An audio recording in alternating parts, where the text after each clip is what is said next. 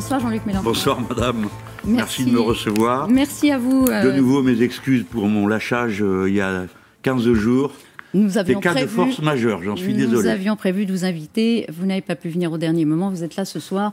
Je rappelle que vous êtes chef de file de la France Insoumise, député de Marseille. Mon titre c'est président du groupe parlementaire France Insoumise. Chef de file, n'ayant pas de file, il n'y a pas de chef. Voilà. Tout est maintenant d'équerre. Vous êtes là et le titre a été rectifié. Merci encore. Jean-Luc Mélenchon, beaucoup de sujets. Avant d'aller sur Mars, on va revenir sur Terre et sur un sujet qui Mars, a beaucoup fascinant, vous nous direz tout à l'heure. D'abord, vous avez eu des mots très durs hier, Jean-Luc Mélenchon, à l'encontre de la ministre des Universités, Frédérique Vidal, qui a lancé, ou qui a annoncé qu'elle avait l'intention de lancer une enquête sur l'université. Il y a un sujet Vidal au gouvernement ? Je pense que quand on boit beaucoup, il ne faut pas s'étonner d'être ivre. Et quand on est ivre, il ne faut pas s'étonner de dire n'importe quoi. L'équipe gouvernementale s'est saoulée de mots contre l'islam. Et de fil en aiguille se retrouve à dire n'importe quoi sur un plateau. Vous avez dit que j'ai eu des mots très durs parce que j'ai dénoncé, comme je ne suis pas le seul d'ailleurs, quelque chose qui est sans précédent en France. L'idée qu'un ministre décide ce que l'on a le droit de faire comme recherche à l'université.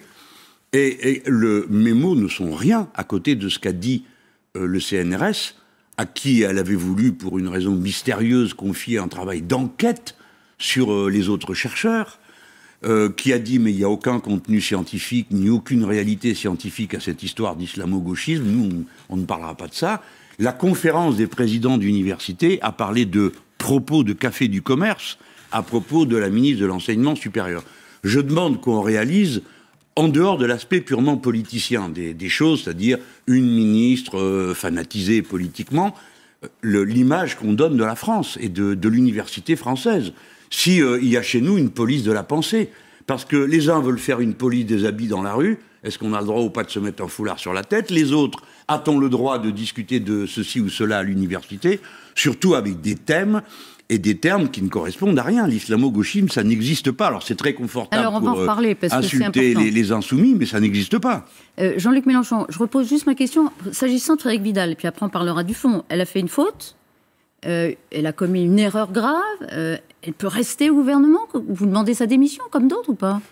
Écoutez, demander sa démission, si c'est pour qu'elle soit sanctionnée, pour qu'on dise qu'on n'accepte pas en France la police de la pensée à l'université. Mais si c'est pour faire une démission amnistie, c'est-à-dire Madame Vidal a dérapé en appliquant la ligne majoritaire, puis on l'enlève et puis on passe à autre chose, je ne suis pas d'accord. Non mais je ne comprends pas, vous voulez sa démission Je veux dire que ce qui m'intéresse, ce n'est pas la personne de Madame Vidal, qu'elle démissionne, ce serait parfait, mais ce n'est pas le sujet. Le sujet, c'est est-ce que dans notre pays, nous acceptons que dorénavant, sur la base de propos de comptoir, en désignant quelque chose qui n'existe pas, on décide de faire la police de la pensée. Dites-nous pourquoi interroger, parce qu'interroger, ça n'est pas conclure ni sanctionner. Interroger une pratique, celle des enseignants, celle de la recherche, pourquoi est-ce grave à vos yeux? Pourquoi est-ce que ça ne serait pas possible? Je suis très étonné de la question, mais j'y réponds. D'abord, elle n'interroge pas une pratique. Elle prétend, sur la base de dénonciations d'un groupe d'universitaires liés aux franges les plus extrémistes de la bataille contre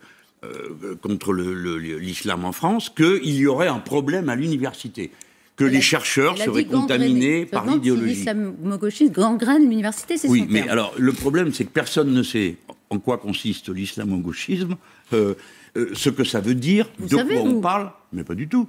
Moi, je sais que c'est juste une injure, mais quel est le contenu? On a connu aussi judéo-bolchevique. Qu'est-ce que ça pouvait bien vouloir dire? Rien. Eh bien, islamo-gauchiste, ça ne veut rien dire.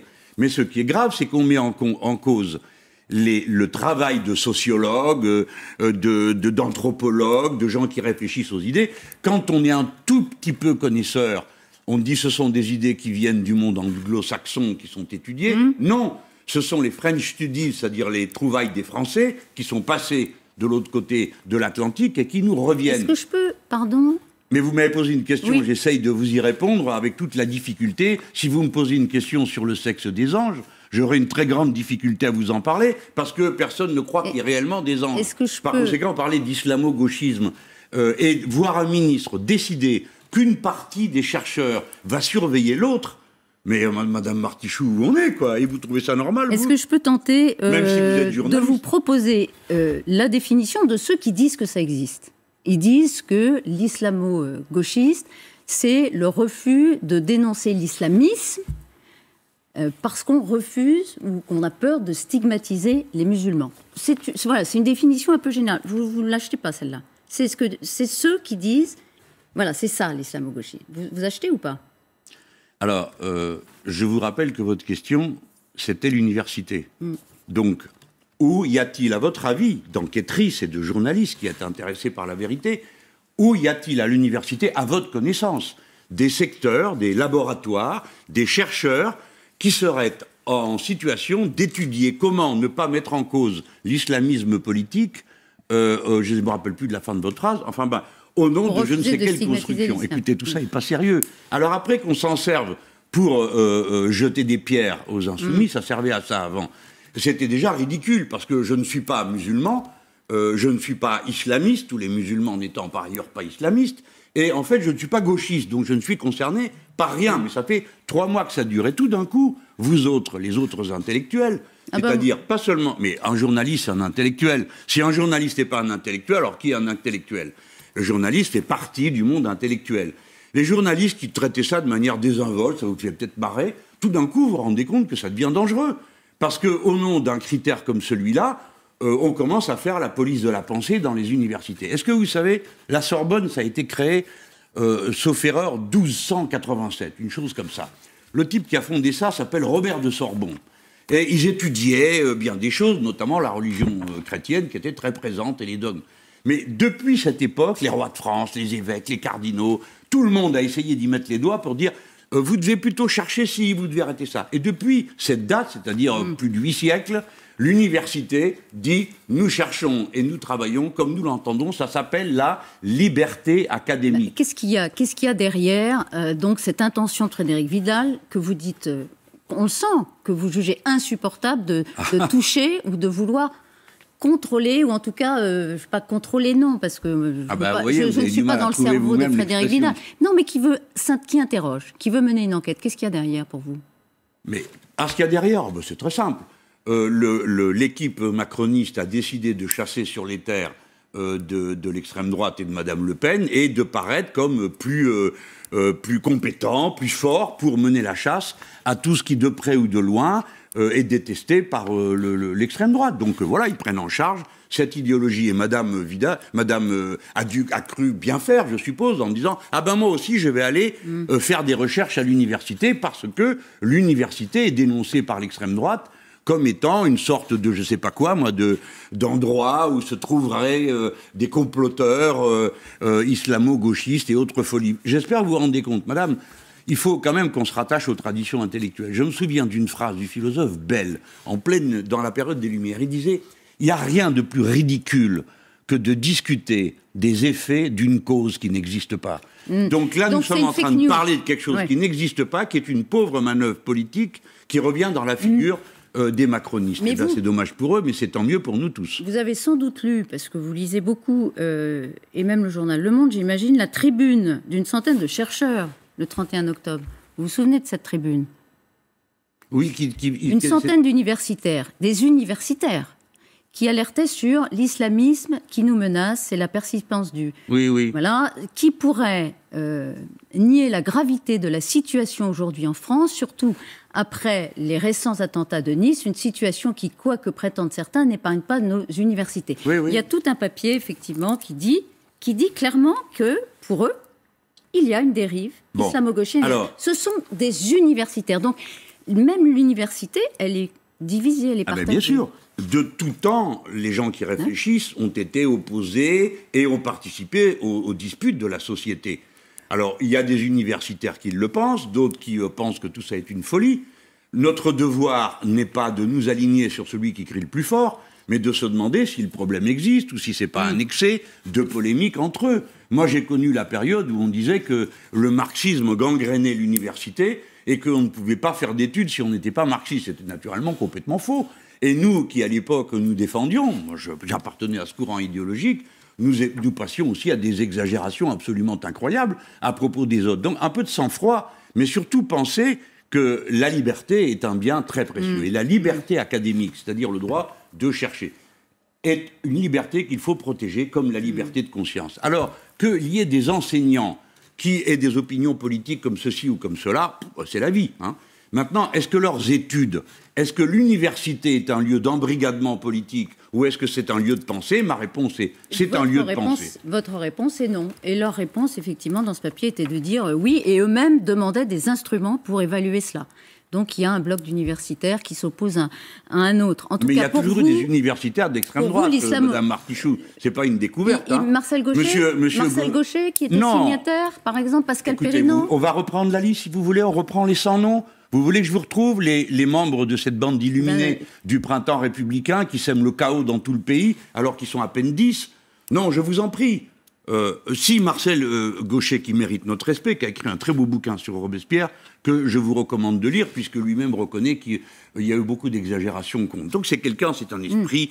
Ça ne veut pas dire que je serai d'accord avec ce qu'il dit, mais je ne dirais certainement pas que c'est un extrémiste. Pour autant, son opinion n'a pas de valeur, son opinion politique, parce qu'il est universitaire, supérieure à celle d'un autre universitaire qui a une autre opinion. C'est pas de ça dont on parle.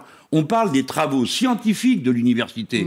L'université n'est pas un congrès politique. L'université est un lieu de recherche et de savoir. Et les sciences sociales, par nécessité, s'interrogent sur la façon avec laquelle se construisent certaines idées, comme les discriminations racistes, comme la manière sur laquelle se recoupent les discriminations de genre et les discriminations racistes. Voilà. Mais alors, vous voyez derrière une stratégie politique d'Emmanuel Macron. Oui, Quel est l'intérêt stratégique? D'une certaine façon, vous dites qu'il normalise Le Pen. Or, il veut installer le duel. Quel est l'intérêt stratégique? Parce que, dans son idée, le débat en face-à-face avec Madame Le Pen au deuxième tour devrait lui donner le même résultat que la fois précédente. C'est l'idée qu'il s'en fait. Et puis, évidemment, il s'aperçoit que la position de Madame Le Pen, il aimerait bien qu'elle soit derrière lui. Or, il est au pouvoir, il perd un peu de... même en étant très optimiste. On a rarement vu que des gens de pouvoir ressortent indemnes de l'exercice du pouvoir. Donc, il essaye de prendre sur son terrain, sur ses électeurs... Marine Le Pen sur sa droite? Il essaye de prendre Marine Le Pen sur sa droite? Écoutez, je crois, non, vous avez vu... Ah bon? Parce que vous avez vu comme moi M. Darmanin et Mme Le Pen au cours de cette soirée honteuse sur le service public. M. Darmanin dire à Mme Le Pen, vous êtes un peu molle, moi je suis plus dur que vous, et l'autre répondre, ah mais j'aurais pu signer votre livre. Donc il y a un fil entre, par exemple, la déclaration de Darmanin face à Marine Le Pen et la déclaration de sans aucun doute, c'est la même opération politique, mais la limite vient d'exploser sous les yeux de tout le monde, parce que à la fin, tout va y passer. Maintenant, nous en sommes aux libertés académiques. Avant ça, on a fait 15 jours de foire à l'Assemblée nationale à dire du mal des musulmans du matin au soir, comme si, pendant qu'il y a 10 millions de pauvres, qu'il y a 2 millions de personnes à l'aide alimentaire, nous, les parlementaires français, on discutait des certificats de virginité. Il faut quand même le faire. J'ai entendu un conseiller d'Emmanuel Macron, qui s'appelle Stéphane Séjourné, qui est aussi chef de file des députés macronistes au Parlement de Bruxelles, qui soulignait dimanche dernier que personne dans l'opposition ne s'attaque en fait à Marine Le Pen. Est-ce que vous vous sentez visé? Non, mais j'ai vu que c'était une campagne qui a été lancée par les macronistes parce que la vie politique a lieu néanmoins. Hein. Donc il y a attaque, réponse, etc. Donc le jeudi de la semaine dernière, c'était la grande fête de la droite extrême et de l'extrême droite. Donc on ne parlait plus que de ça. Donc on a répondu, et comme ils se sont aperçus qu'ils avaient fait une erreur terrible à donner ce sentiment de promiscuité avec Madame Le Pen, ils ont réattaqué en disant personne n'attaque Madame Le Pen. Mais quand on fait, oui, mais quand on fait les comptes, on s'aperçoit que c'est eux qui passent plus de temps à nous taper dessus qu'à critiquer ce que dit Madame Le Pen. Disons à leur décharge, parce qu'il faut quand même être honnête, que c'est un peu difficile de dire des choses contre Madame Le Pen vu qu'elle ne dit rien et ne fait rien, notamment en tant que parlementaire. Donc c'est un peu difficile, mais néanmoins, il y aurait quand même de quoi faire. Maintenant, voici 2 ans que Mme Le Pen a décrété qu'elle était dédiabolisée, que tout le monde a accepté cette idée, et que c'est nous qui remplissons la fonction du diable, qu'on rend responsable d'absolument tout. Eh bien, je trouve que c'est très gonflé de la part de M. Macron, qui aura provoqué cette émission que vous avez vue sur France 2, de venir après ça dire que les autres n'attaquent pas Mme Le Pen. La vérité, c'est que c'est eux qui favorisent ces idées. Mais ils ont tort, parce que je crois que pour finir, tant qu'à faire du Le Pen, les gens préfèrent Le Pen, non ?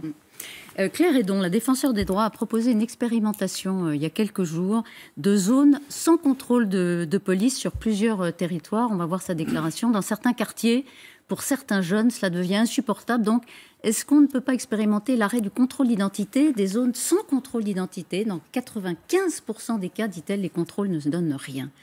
Qu'est-ce que vous en pensez ? Alors, il faut faire que je fasse très attention à ce que je dis, parce que une fois, j'ai dit qu'il fallait désarmer les policiers dans les manifestations. J'ai eu droit, pendant 3 semaines, à M. Mélenchon veut désarmer la police. Et ensuite, on m'a dit, mais regardez, à Dijon...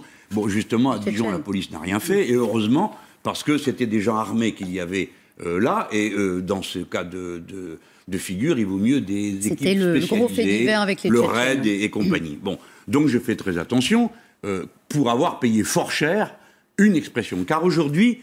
Il faut le dire, le débat politique est pourri par la méthode de la télé-réalité. C'est-à-dire on prend un mot, et de ce mot, on brode, on le sort de tout contexte, et ensuite vous vous trimballez avec, comme la bouteille d'oxygène sur votre dos, hein, et puis voilà, vous êtes transformé en désarmeur de police et autres. Les contrôles d'identité. Je commence d'abord par inviter ceux qui m'écoutent, juste un instant, au calme, réfléchissons. À quoi servent les contrôles d'identité ? À quoi servent-ils ? Première question. Peut-être qu'on n'en sait rien. Deuxième question. Que rapporte-t-il à la tranquillité publique ? Là, on connaît la réponse. Rien. Les contrôles d'identité ne servent à rien. Bien sûr, il y a des cas de force majeure où il faut... Prenons un exemple. Il y aurait un meurtre dans un immeuble. On arrive à la porte d'entrée, on a intérêt à ce que tous ceux qui sortent, on sache qui c'est. D'accord ? Voilà ce qu'est un contrôle d'identité utile. Mais arrêter les gens dans la rue, sur leur allure, vous conduit nécessairement à le faire d'une manière discriminatoire et à contrôler 3 fois, 4 fois, 5 fois, 6 fois les uns et 0 fois les autres. Par conséquent, je pose la question, si vous me permettez, vous m'avez posé une question à propos de la défendeur, la malheureuse, à peine avait-elle fini de parler, qu'on a dit « Ah, elle veut créer des zones de non-droit, mon Dieu, s'il n'y a pas de contrôle d'identité, la République s'interrompt, la loi n'existe plus. » Tout ça est absurde, ce n'est pas ce qu'elle a dit.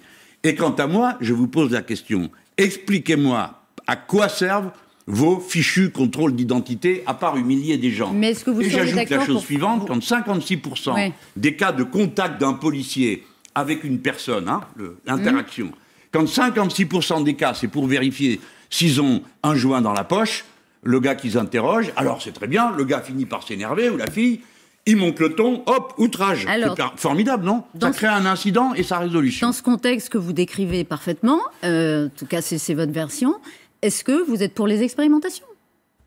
Vous ? Ben, je suis pour qu'on discute, oui, ben, pourquoi pas, on discute. Mais pourquoi expérimenter quoi ? Je ne comprends pas. Moi, je suis pour que, si ça sert à quelque chose, on le fait. Si ça sert à rien, on ne le fait nulle part. Est-ce que vous vous rappelez, non, vous ne pouvez pas vous rappeler, Madame Martichoux, mais en 1981, la gauche prétendait supprimer les contrôles d'identité, parce que ça servait à rien. C'est Robert Badinter qui proposait ça. Finalement, on l'a fait en 1983 en disant « sauf cas de force majeure ». Je trouve que c'était très bien. Et la première chose qu'a rétabli la droite au retour, ça a été immédiatement les contrôles d'identité. Tout ça est absurde. La question sanitaire, si vous voulez bien, malgré les variants qui prennent leur part de marché, comme on dit, dans l'épidémie, l'explosion des cas à ce stade ne s'est pas produite. Est-ce que vous donnez le point à Emmanuel Macron quand il a décidé un vendredi soir de faire annoncer par Jean Castex qu'il n'y aurait pas de reconfinement alors que tout le monde disait qu'il faudrait le faire? Ah bon? Il a décidé de ne pas le faire. Est-ce que vous lui donnez le point? Vous dites bien joué. Mais c'est pas un jeu, pardon, hein, mais bien décidé. Non, mais écoutez-vous parler, Madame Martichoux, et vous verrez. Bon, alors vous me dites, ça n'a pas explosé, est-ce qu'on donne le point à Monsieur Macron? Donc vous, Madame Martichoux, vous prenez la responsabilité ce soir de nous dire que la contagion s'est ralentie. J'ai dit à ce stade, hein. Il n'y a pas fait la même chose qu'on me fait à moi. Et deuxièmement, que le point reviendrait à quelqu'un, parce que c'est un match, et dans le match, Monsieur Macron aurait le point. Non. La politique de M. Macron en matière de gestion de la crise sanitaire est une déroute absolue. Et je dis qu'au lieu de bavarder de se tromper tout le temps comme ils l'ont fait, sur les vaccins qu'on accepte ou pas. Ils n'ont pas voulu du vaccin russe parce qu'ils croient que le vaccin russe est communiste. Ils n'ont pas voulu de ceci. Maintenant, je dis, il faut installer une logique d'alternative au confinement. On ne pourra plus reconfiner la France 24 heures sur 24 comme on l'a fait dans le passé. Donc, imaginez une logique différente. Alors, ça veut dire qu'on réouvre les commerces, ça veut dire qu'on réouvre les lieux où on se rencontre, mais on y met des normes strictes. Quand j'ai commencé à expliquer ça, d'abord, ça n'intéressait pas beaucoup. Pour finir maintenant, comme les insoumis le répètent partout, ça fait réfléchir. Et vous voyez que, par exemple, on vient d'apprendre, après qu'on ait su comment faire dans les églises, les synagogues et les mosquées, voilà que maintenant on a décidé comment on fera cet été. Et on dit, il n'y aura jamais plus de tant de personnes pour les spectacles. Eh bien voilà, c'est une solution. Il faut dire, voilà, les normes sanitaires, c'est pas plus de tant de monde. Alors après, ben, on rejouera à 3, 4, 5, 6 fois de plus la pièce que l'on jouait jusque-là une seule fois.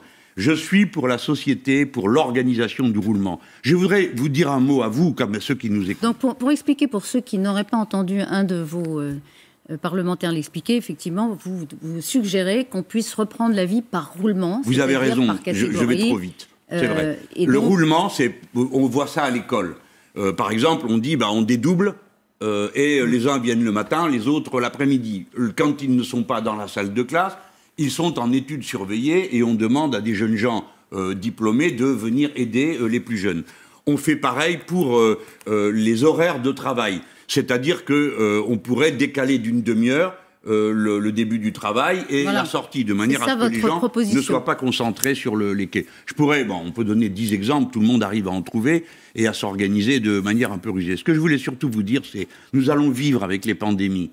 La cause des pandémies, nous la connaissons, c'est pas seulement le virus. Le virus, c'est rien, c'est les conditions dans lesquelles il se déploie. On va être vacciné quand même.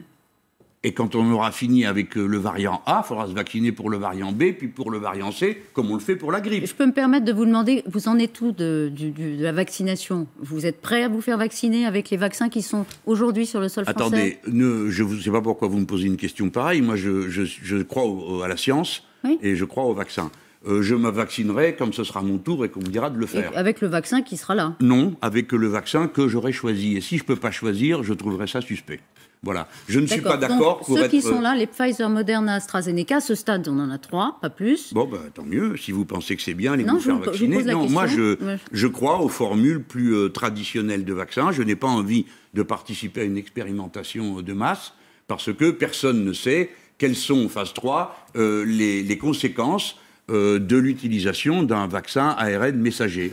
C'est quelque chose qu'on ne maîtrise pas. Ne m'en veuillez pas. Je comprends que si les gens veulent le faire, moi 61% des Français se disent favorables à la vaccination maintenant. Voilà, et c'est très bien. J'en suis très content pour eux. Et il n'y a plus qu'à leur donner les vaccins. Je vous ferai remarquer qu'il n'y en a pas. Alors déjà, ça commence mal. Une discussion à propos de quelque chose qu'on n'est pas en état de faire. Mais j'insiste sur le fait qu'on puisse choisir son vaccin. Vous ne m'avez pas laissé terminer, et je crois que c'est le plus important. Les pandémies viennent des élevages ultra-intensifs que certains appellent concentrationnaires. Nulle part dans le monde, il n'est question de supprimer ces élevages. Par conséquent, nous sommes certains que les pandémies vont continuer à se répandre. Le seul élevage qui est en cause, pour l'instant, c'est celui du vison, et la décision qui a été prise par les Français, c'est que ça serait interdit, mais dans 3 ou 4 ans. Eh bien voilà, je trouve ça absurde. Si nous ne changeons pas notre manière d'organiser, notre manière de vivre, nous sommes condamnés à vivre en permanence avec ce genre de situation. Et avouez que c'est pas l'idéal, quoi. Les êtres humains peuvent pas vivre comme ça en cage, en prison tout le temps, sans rapports sociaux, les jeunes gens sans aucune occasion de se rencontrer, alors, nous sans culture. À un moment donné, il a failli y avoir, même sans la foi. Il y en a qui se disent la solution c'est le passeport vaccinal. C'est un débat intéressant ou pas? Un passeport n'a jamais empêché d'être malade. La seule chose que ça fait, c'est que c'est encore de la paperasse, encore du contrôle, encore des limitations de liberté. C'est un retour en arrière incroyable. Là, on vit de bien des façons d'une manière plus proche du Moyen-Âge pour ce qui concerne le confinement et de ce qu'était la période du servage pour ce qui est des cartes d'autorisation à se déplacer. Mais quelle idée folle! Les Britanniques, on l'a beaucoup dit, ont été livrés en vaccin beaucoup plus vite que les pays de l'Union européenne. Est-ce que ça prouve qu'on est mieux hors de l'Europe? Non, je ne dirais pas ça comme ça, même si le premier coup d'œil conduit à cette conclusion. Je dirais que le système européen est absurde. Et donc, il aboutit à des absurdités. Par exemple, avoir conclu des accords avec Pfizer sans qu'on sache. Pour combien d'argent? Pour quelle quantité? Dans quel délai? Etc. Donc c'est la bureaucratie qui est liée à la Commission européenne, dont ce n'est pas le boulot. La Commission européenne, qu'est-ce qu'elle sait faire? C'est détruire les retraites, saccager l'hôpital public, c'est-à-dire étendre la zone du marché. Mais une fois qu'elle a fait ça, elle ne sait plus rien faire. D'ailleurs, vous le voyez bien, elle a tout raté. Elle n'a même pas été capable de dire en quoi consiste une méthode de confinement heureuse. En quoi consiste un déconfinement réussi? Même ce minimum-là, elle est capable de vous dire « Vous ne pouvez pas aller pêcher, Madame Martichoux, des sardines avec un filet dont les mailles font moins de 3 cm,2, etc. » Ça, ils sont capables de le dire. Mais qu'est-ce que c'est qu'un plan de déconfinement? Ils n'en savent rien. Et puis, ma foi, tout va là-bas comme je te pousse. Voilà, l'Union européenne est une structure qui ne sert à rien d'autre qu'à organiser un marché. Et ce marché dysfonctionne, bon, mais elle ne sert qu'à ça. C'est bien dommage, hein, c'était pas ça l'idéal au départ. Ce sera sans doute un sujet de la présidentielle, Jean-Luc Mélenchon. On va parler vraisemblablement, d'autant que vous n'avez pas perdu de vue que la France préside l'Union européenne à partir du 1er janvier 2022. Non, bonjour la confusion qui va commencer. Vous êtes en campagne avec la plateforme L'Avenir en commun, vous me le confirmez, qui est hors les Insoumis. La plateforme, c'est Nous sommes pour.fr, où se collectent les parrainages de ma candidature. Nous en sommes à 220 000, les autres sont les bienvenus. Et où se trouvent tous les moyens de discuter, et en particulier de comparer les programmes, des choses comme ça. Question un peu de base, ou de béotiette, comme vous voudrez, mais du coup, quel est votre rapport au parti, aux Insoumis? C'est hors les Insoumis. Le parti, il n'y en a pas. C'est un mouvement, les Insoumis. Ouais, alors, donc là, il est dans une phase où il est en train, en quelque sorte, de muter. Hein. Il a été une organisation qui a servi à porter un programme, l'Avenir en commun. Je reprends le programme, l'Avenir en commun. Et puis, ceux qui le veulent continuent la bataille avec nous dans la suivante présidentielle. Ceux qui ne le veulent pas, passent à autre chose. Ceux qui n'étaient pas au courant et qui décident de le faire, décident de le faire. Le mot-clé, c'est liberté. Liberté de choix, liberté d'action. Les gens font comme ils le sentent. Et alors, pour moi, l'essentiel, c'est la question du programme. Je ne permettrai à personne de se sortir d'affaire, à recommencer le cirque du passé, où des phrases creuses, des formules générales, et ensuite, c'est pour ça que vous avez lancé un comparateur. Oui. Vous avez lancé un comparateur. C'est un gros travail de recension de toutes les décisions. Pour l'instant, il y a une dizaine de partis qui sont... Donc et des mouvements aussi, hein, des syndicaux, sociaux. Oui, il y a un mouvement proche des Gilets jaunes. Il y a Jadot. Il y a pas mal de partis. Il n'y a pas le RN d'ailleurs. Pourquoi? Eh bien, on ne peut travailler que sur les programmes qui existent depuis 2017. Le RN n'a pas sorti quoi que ce soit depuis 2017. Par exemple, le Rassemblement national dit qu'il est en train de s'européiser. Bon, donc il change de position sur l'Europe. Comment vous l'interprétez? Je l'interprète comme leur manière de faire. Vous savez, dans toute l'Europe, l'extrême droite est très pro-européenne. Il n'y a qu'en France qu'elle ne l'était pas. Donc ils s'alignent sur des formules qui leur semblent plus efficaces pour eux.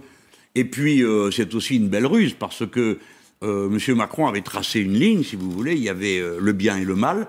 Et dans le mal, il y avait ceux qui ne sont pas d'accord avec l'Europe et les islamo-gauchistes. Et la conjonction des deux, c'est l'enfer en personne, en savoir moi. Et elle a décidé qu'elle se mettait complètement du bon côté. Alors, pour revenir à la question du programme, nous travaillons de la manière suivante. Il y a le document qui, lui, est le résultat d'une longue histoire, depuis 2012, d'un intense échange avec la société. Et puis, nous publions ce genre de revue. Voilà, on va le voir parce qu'on l'a mis à l'image. C'est un des 6 cahiers que vous allez publier avec des éléments de programme et de débat et qui vont servir à alimenter. Ce sont des éléments de réflexion, en réalité, et que vous espérez qu'ils vont prospérer. Dans tout ça, j'espère qu'au mois d'octobre, j'attends 2 résultats. Premièrement, nous aurons, fait l'actualisation de l'Avenir en commun. Et deuxièmement, j'espère qu'entre-temps, j'aurai beaucoup contaminé. C'est-à-dire qu'on va retrouver beaucoup des idées qu'on défend depuis 2011 un peu chez tout le monde. Oui. Ce qui devrait nous faciliter le travail de conviction. Vous voyez l'exemple du droit de vote à 16 ans, je prends celui-là. Maintenant, c'est en train de se répandre. Plein de gens disent « Ah bah oui, tiens, c'est une bonne idée ». La planification écologique, on était tout seul, c'est une bonne idée. Tout à l'heure, vous allez faire une émission sur Mars. La conquête spatiale. Bon, eh bien, nous étions, il y a 4 ans de ça, les seuls à parler de la présence de la France dans l'espace. J'aimerais bien qu'on ait le temps d'ailleurs d'en parler un petit peu avec vous. Oui. Mais vous parlez du programme. Donc vous êtes en cours d'élaboration, vous avez des outils, vous travaillez. On verra. Je voudrais vous poser une question que j'ai entendu dans la bouche d'une jeune électrice de Mélenchon 2017. Je vous crois sur parole. Que répondez-vous, pouvez, aux électeurs séduits par vos idées, qui sont jeunes, mais qui sont freinés par votre personnalité? Eh bien, je leur dirai ce que je dirais à propos de n'importe qui. Ne vous arrêtez ni aux apparences, parce que ce que vous percevez de moi, c'est aussi l'image qui en a été fabriquée. Mais quand bien même serais-je la caricature qui a été faite de moi inlassablement et obstinément pendant tant de mois, intéressez-vous au contenu. Ce qui compte, ce sont les idées. Quel est l'homme le mieux placé pour appliquer les idées qu'il défend depuis 10 ans? Pardon de vous dire, je me sens une certaine compétence. Voilà ce que je leur dirais. Et puis, je ne leur propose rien d'autre qu'un contrat politique. Ce contrat politique, c'est le contenu du programme. Si vous voulez changer vraiment, faire une vraie rupture avec le monde dans lequel vous êtes, je comprends qu'on ne le veuille pas. Mais si vous voulez ça, alors il faut faire équipe. Parce que c'est ce que j'ai l'intention de faire. Avec qui? Avec moi, avec les Insoumis, avec notre mouvement, avec nos 24 députés au Parlement européen et à l'Assemblée nationale, sans oublier les militants communistes qui sont avec nous. Et pour gagner, il faut faire équipe avec qui? Avec les Français. C'est-à-dire qu'on ne peut pas faire une campagne contre. Si on refait la campagne parce qu'on est contre M. Macron, contre Mme Le Pen, alors on vote pour n'importe qui, le résultat, ce sera n'importe quoi. Il faut faire une campagne d'adhésion à des idées. Si vous voulez qu'on change l'agriculture, l'industrie, pour passer à autre chose qui soit écologiquement tenable et socialement respectable, alors il faut rompre. Si vous ne voulez pas rompre, parce que vous pensez que c'est trop dangereux, votez pour quelqu'un. Mais justement, avec votre esprit de synthèse, pourquoi est-ce que la gauche est-elle si peu attractive après 4 ans de mandat d'Emmanuel Macron? Le quinquennat de M. Hollande a été un désastre qui a détruit les fondations sur lesquelles la gauche était construite, les idées de gauche, parce que moi, la gauche, c'est une étiquette, hein. Bon. Et par conséquent, le ravage est là. Maintenant, il s'agit de reconstruire, non pas des gens qui se tapent sur le ventre et qui passent sous la table tous les problèmes qui sont posés entre nous, parce que pense que vous appelez la gauche de la Ve République? Une partie dit qu'il faut continuer. Moi, je dis qu'il faut arrêter avec ce système monarchique.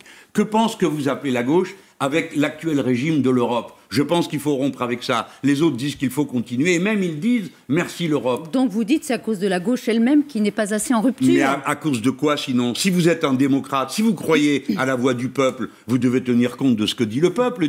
Il dit ce peuple qu'il ne veut plus de cette tambouille. Vous tendez la main à la gauche avec votre programme, vous dites « venez voir ». Mais je tends la main. Moi, je resterai jusqu'au bout. Nous avons pris contact avec toutes les organisations de gauche. La seule qui n'est pas répondue, c'est le PS. On parlera avec eux. Mais je vous en prie, je ne veux pas être monsieur étiquette machin chose. Ça ne m'intéresse pas. Je veux être un programme. Je veux être le seul bulletin de vote sans face cachée. Si vous votez pour moi, vous savez à quoi vous attendre. C'est écrit là-dedans. Et ce qui est écrit sera fait. Parce que, Madame Martichoux, réfléchissez-y, vous êtes analyste. Regardez-moi. Je suis le seul individu sur la scène politique dont vous êtes certain qu'il ne s'y attardera pas et que s'il y va, c'est pour faire ce qu'il a dit. Le seul. Eh bien, voyez-vous, pour une fois, il se trouve que mon âge est un atout. Une question qui n'a rien à voir, qui est une question de principe et qui est un sujet grave. Oui. Il y a un téléfilm avec Richard Berry qui a été déprogrammé après les accusations de sa fille Colline d'agression sexuelle. Elle a porté plainte. Il y a une enquête qui est ouverte pour vérifier la véracité des faits. L'avocat de l'acteur, Maître Temim, a eu des mots très sévères. Au nom de la présomption d'innocence, il était scandalisé. Quelle est votre position ? Je ne sais pas, Madame Martichoux, je découvre et je vois bien que nous sommes sur un sujet extrêmement sensible. La souffrance endurée par ceux qui sont victimes des pratiques de l'inceste et de l'autre côté des principes de droit qui est la liberté individuelle, la présomption d'innocence et puis par-dessus ça la question de la création artistique. Je n'ai pas eu le temps d'y réfléchir et je ne veux rien dire qui soit comme ça dans un claquement de doigts sans y avoir pensé. Ce sont des matières extrêmement délicates et nous devons faire tous attention à ce que nous disons. Parce que ce qui est heureux aujourd'hui, Madame Martichoux, qui est complètement nouveau et qui est bouleversant pour beaucoup de monde, voyez-vous, moi je n'aurais pas imaginé qu'on en était là. J'ai demandé à mes jeunes collaborateurs de venir me voir, je leur dis mais c'est où on en est? Qu'est-ce que c'est que cette affaire? Et découvrir que 10% des enfants seraient victimes d'inceste, Madame Martichoux, jamais je l'aurais cru. Je n'aurais pas cru une chose pareille si on me l'avait dit. Et maintenant, je suis obligé, comme tout le monde, d'affronter une réalité qui me fait horreur. Et donc, je me dis, j'ai fait partie de ceux qui ne savaient pas. Alors, quel titre ai-je pour savoir maintenant? Alors, il faudrait que vous restiez avec nous pour qu'on puisse vraiment parler de Mars, parce qu'on va commencer une émission spéciale dans quelques instants. Juste quelques secondes. Ça, c'est un quand beau même, moment est-ce que la France est une grande nation spatiale, encore ou pas? J'enrage, Madame Martichoux, parce que la dernière mission interplanétaire française, elle a été décidée en 1993. C'était pour aller sur cette patate gelée, la tchouri. C'était la mission Rosetta. Nous, les Français, nous savons faire des fusées, nous savons faire des satellites. Nous, là, sur les engins embarqués, les caméras sont françaises. Nous savons tout faire. Alors, comment se fait-il qu'il y a 8 expéditions sur Mars et que les Français soient seulement spectateurs? Je rappelle que j'en ai parlé il y a 4 ans, on se fichait bien de moi, hein, quand j'ai fait mon meeting sur l'espace. C'est l'aspect extraordinaire de l'aventure humaine. Je sais qu'il y a des amis qui critiquent mon enthousiasme prométhéen pour la science et le futur, mais non, ça c'est trop beau, c'est trop grand, c'est le meilleur de nous-mêmes, les humains, qui apparaît dans ça. Ça et l'amour, mais ça quand même, très fort, hein. La science. Merci Jean-Luc Mélenchon d'avoir été ce matin l'invité de LCI.